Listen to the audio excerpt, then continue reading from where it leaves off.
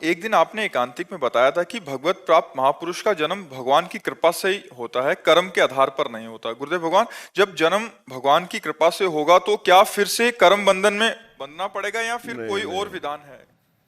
नहीं, एक आता है भगवान की प्रेरणा से कि जगत का उद्धार करो जाकर, और एक शुभ अशुभ कर्म की प्रेरणा से आता है।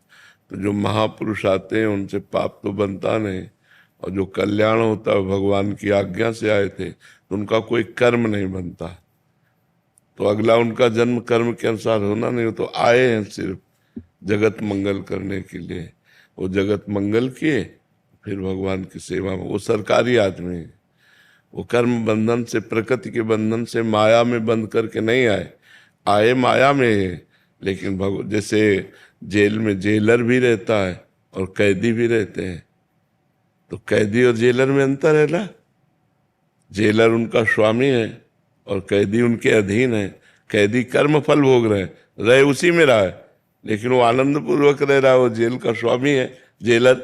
तो ऐसे ही कर्म बंधन से बंधे हुए जीवों को अपनी कृपा दृष्टि से उद्धार करने के लिए, वाणी से उद्धार करने के लिए महापुरुष भगवान भेजते रहते हैं।